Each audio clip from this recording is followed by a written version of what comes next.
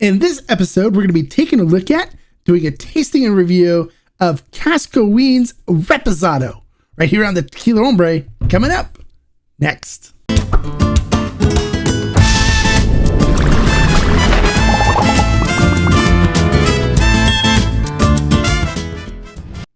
Hello and welcome to this episode of the Tequila Hombre, where today we're going to be taking a look at and doing a tasting review of Cascahuin's Reposado. I know you're probably wondering, well, why did it take you so long to finally review Cascahuin's Reposado? It's because it wasn't here in the United States before. It just recently made it here to the States. It wasn't imported here.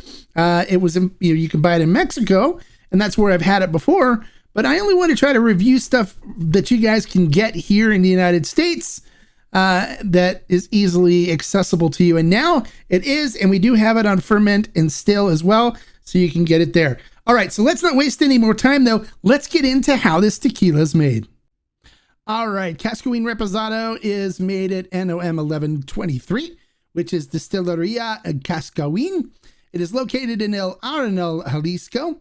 The master distiller is Salvador Rosales Trejo. They use Weber Blue Agave from the Valle. They use stone brick ovens, otherwise known as hornos, to cook the agave.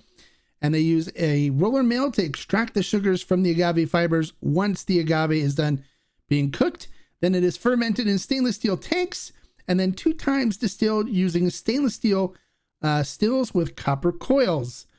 Then after they're done, they put it into Tennessee whiskey barrels and they age it for 6 and 8 months. And then they take the 6 months and the 8-month barrels and they blend them together to form this Reposado.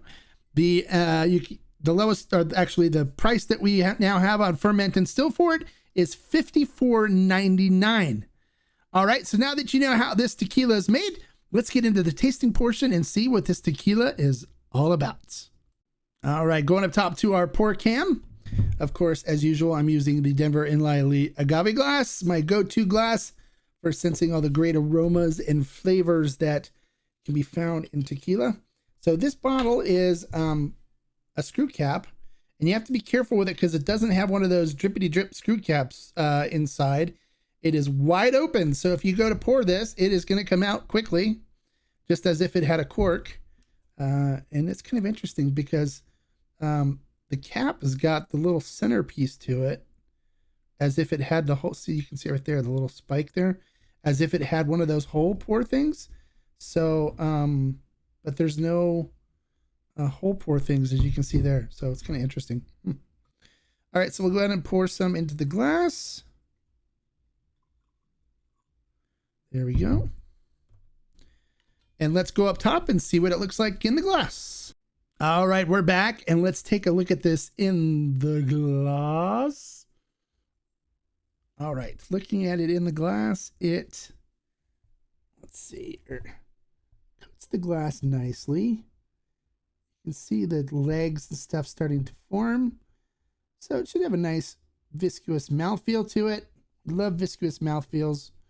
Looking at the color, it is a light straw color, very light, so you don't see a lot. And this being used, Tennessee whiskey barrels, they have been used multiple times in tequila. It's not just, this isn't the first time, so that's why you're not seeing a whole lot of char and anything else with that. So, but we'll see what we get on the nose and flavor now. On the nose. Definitely getting some nice ripe cooked agave elements on the nose. So you're getting the cinnamon and baking spices coming through with a nice like pear fruitiness as well. It's kind of like a light sweet fruitiness. And then getting vanilla and caramel coming through as well on the nose. It smells really good.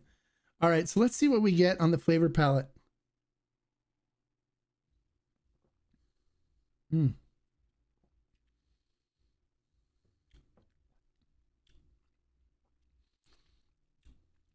Coats the mouth beautifully. Definitely getting that nice cinnamon, baking spices. Some fruitiness coming through, like light fruit, like pear, definitely there.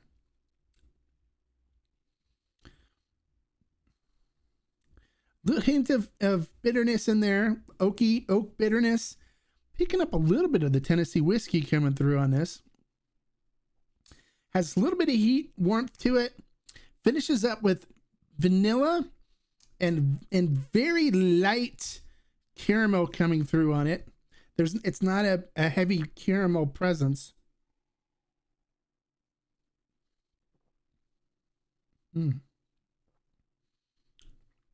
Nice sweet cinnamon coming through. And then a fruitiness, like pear fruitiness in there. And then some bitterness coming through, like oak, a little on the earthy side.